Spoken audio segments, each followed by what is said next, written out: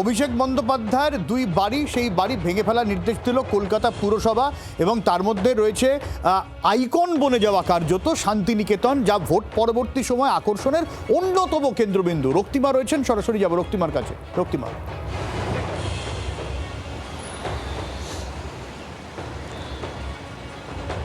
দেখা একদমই। এবং এই যে শান্তিনিকেতন, এই শান্তিনিকেতনের আশেপাশে কিন্তু মানুষজন আসতে পারতেন না যদি ভোটের আগের চিত্রটা যদি আমরা একটু মনে করে দেখি। এতটাই গুরুত্বপূর্ণভাবে এই বাড়িকে সিকিউরিটি দিয়ে রাখা হতো রাজ্য সরকারের তরফে। সেই বাড়িটাই ইল্লিগালভাবে করা হয়েছে এবং সেটা বলছে কে? সেটা বলছে রাজ্য সরকারেরই আরেকটি অংশ কলকাতা পুরসভা। সেই কলকাতা পুরসভা একেবারে চিঠি দিয়ে জানাচ্ছে যে এই বাড়ি বেআইনিভাবে কিছু অংশ তৈরি করা হয়েছে এবং সেই বেআইনি অংশ ভেঙে দিতে হবে আগামী 7 দিনের মধ্যে। যদি না ভাঙা হয় তাহলে কলকাতা পুরসভার তরফে এসে বাড়ির সেই বেআইনি অংশ ভেঙে দেওয়া হবে। দেখো, শুধুমাত্র এই বাড়ি নয়, শান্তিনিকেতন 188 এবং আরেকটি অভিষেক বন্দ্যোপাধ্যায়ের যে বাড়ি রয়েছে 121 কালীঘাট রোড, যেটা অভিষেক বন্দ্যোপাধ্যায়ের মায়ের নামে রয়েছে, লতা ব্যানার্জি, সেই বাড়িতেও কিন্তু চিঠি পাঠানো হয়েছে এবং সেখানেও একই অভিযোগ কলকাতা পুরসভার তরফে বলা হচ্ছে যে সেই বাড়িতেও অতিরিক্ত নির্মাণ, অর্থাৎ বিল্ডিং প্ল্যানের বাইরে গিয়ে অতিরিক্ত নির্মাণ করা হয়েছে, যা অবৈধ। একেবারে পুরসভার নোটিশে স্পষ্ট করে উল্লেখ রয়েছে যে কলকাতা মিউনিসিপাল কর্পোরেশন অ্যাক্ট, সেই অ্যাক্টের 1980 সালের বিধানকে লঙ্ঘন করা হয়েছে এবং তার জন্য যদি এই 7 দিনের মধ্যে অতিরিক্ত অংশ না ভাঙা হয় তাহলে আইনত ব্যবস্থাও নেওয়া হতে পারে, যেটা কর্পোরেশন সূত্র মারফত জানা যাচ্ছে। একদমই। আমি এই জায়গা থেকে আমি নীলাদ্রি বাবুর কাছে যাবো। নীলাদ্রি বাবু, ভাবুন অভিষেক বন্দ্যোপাধ্যায় নাম্বার 2, তার বাড়ির বিরুদ্ধে যদি এই সমস্ত অভিযোগ ওঠে তাহলে কলকাতার আনাচে কানাচে অবৈধ নির্মাণ হলে দোষ কার?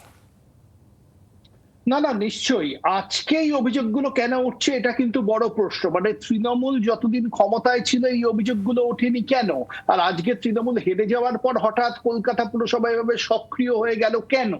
এর মধ্যে কোনো রাজনৈতিক অন্তর্ঘাত আছে কিনা এই প্রশ্নটা কিন্তু সামনে উঠে আসবেই। কারণ যে কথাটা আমি আগেও বলছিলাম, কলকাতা পুরসভার মাথায় আছেন ফিরহাদ হাকিম, যিনি দলের মধ্যে অভিষেক বন্দ্যোপাধ্যায় প্রতিদ্বন্দ্বী হিসেবে অনেকে মনে করেন। সেখানে দাঁড়িয়ে যদি এই ধরনের কাগজপত্র থেকে থাকে, হঠাৎ তো এটা হয়ে যায়নি। এতদিন কলকাতা পুরসভা এই ব্যাপারে ব্যবস্থা নেয়নি কেন, এখন কেন ব্যবস্থা নিচ্ছে, এই প্রশ্ন বারবার আসবে। আমি একটা প্রশ্ন বিশ্বজিৎদার কাছে করতে চাই। বিশ্বজিৎদা, যখনই কোনো অমঙ্গল হয় তৃণমূলের দিকে, তখনই তৃণমূল বলে আমি জানি না। যেমন দুর্নীতি হয়েছিল, মমতা বন্দ্যোপাধ্যায় বলেছেন আমি জানি না। একটু আগে প্রার্থীপদ প্রত্যাহার হয়ে গেল, তিনি বলছেন আমি জানি না। অভিষেক বন্দ্যোপাধ্যায়ের তৃণমূল বলছে ব্যক্তিগত সিদ্ধান্ত, তারা জানে না। এক্স্যাক্টলি, এই আমি জানি না একটা সময় কি আসবে যে অভিষেক বন্দ্যোপাধ্যায়ের এই বাড়ি কিভাবে হয়েছে তৃণমূল বলবে আমি জানি না? দেখুন, এর আগের প্রশ্নটা আপনার প্রশ্নের সঙ্গে সব্যসাচীর প্রশ্ন কানেক্টেড, যেখানে বলা হচ্ছে যে যদি অভিষেকের ক্ষেত্রে এরকম হয় তাহলে বিভিন্ন ক্ষেত্রে এত বাড়ি হয়েছে সেটা কি হবে। আসলে কেন এতগুলো বাড়ি হয়েছে তার কারণ আপনি আচরি ধর্ম পরের শেখাও। যে অভিষেক বন্দ্যোপাধ্যায় সরকারের দ্বিতীয় ব্যক্তি ছিল, সরকার না বলে বলা যায় দলের দ্বিতীয় ব্যক্তি ছিল, তার ক্ষেত্রে যদি একের পর এক নিয়ম ভাঙা হয় তাহলে অন্যান্য মানুষ যাদের আমি একটু থামাচ্ছি একটা জায়গায়, সেটা হচ্ছে কলকাতা পুরসভায় একাধিক বাড়ি ভেঙে পড়া নিয়ে এই ফিরহাদ হাকিম বলেছিলেন, মেয়র, তিনি বলেছিলেন যে সমস্ত অবৈধ নির্মাণের বিরুদ্ধে ব্যবস্থা হবে। যদি অভিষেক বন্দ্যোপাধ্যায়ের বাড়ি অবৈধ নির্মাণ হয় তাহলে এটা তো পরিষ্কার বোঝা যাচ্ছে যে পুরসভা কেউ অভিষেক বন্দ্যোপাধ্যায় সর্বেসর্বা বলে কেউ তাকাতে পারতেন না। তাহলে কেন পুরসভার বিরুদ্ধে অ্যাকশন হবে না এবং যারা সেই সময় দায়িত্বে ছিলেন বা দায়িত্বে আছেন আজকে পর্যন্ত তাদের বিরুদ্ধে অ্যাকশন হবে না? সৈকত, তুমি সাংবাদিক, তুমি জানো যে কি বলেছিলেন ফিরহাদ হাকিম। এই কলকাতা এবং মফস্বলে যখন কোনো দুর্ঘটনা ঘটে তখন সংবাদ মাধ্যম ছুটে যায় বেআইনি নির্মাণ বলে, কিন্তু যে পরিমাণ বেআইনি নির্মাণের অভিযোগ থাকে তার একটারও নিষ্পত্তি বা তার বিরুদ্ধে ব্যবস্থা নেওয়া হয় কি?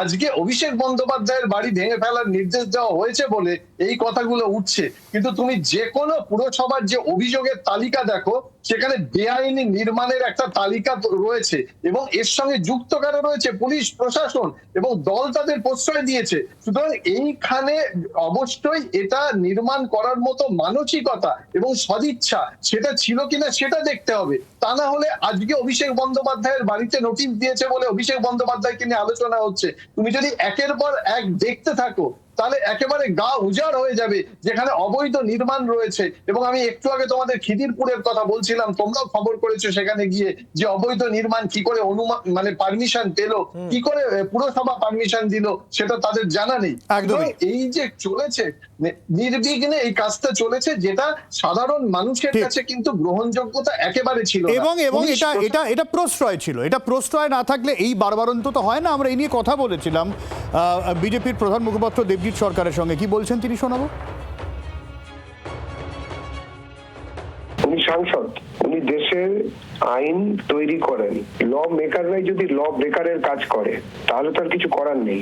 এই জিনিস বন্ধ হওয়া দরকার এবং বাকি এমনই নজিরবিহীন ব্যবস্থা নেওয়া উচিত যাতে কোনো সাংসদ, কোনো রাজনৈতিক কর্মী, কোনো দলের রাজনৈতিক ক্ষমতার জোরে মানুষকে শোষণ করতে না পারেন বা কোনো রকম অবৈধ বেআইনি কোনো রকম কাজের সঙ্গে যুক্ত হতে না পারেন। সাধারণ মানুষ হিসেবে সামান্যতম ব্যক্তির যা অধিকার, অভিষেক বাবুরও তাই অধিকার।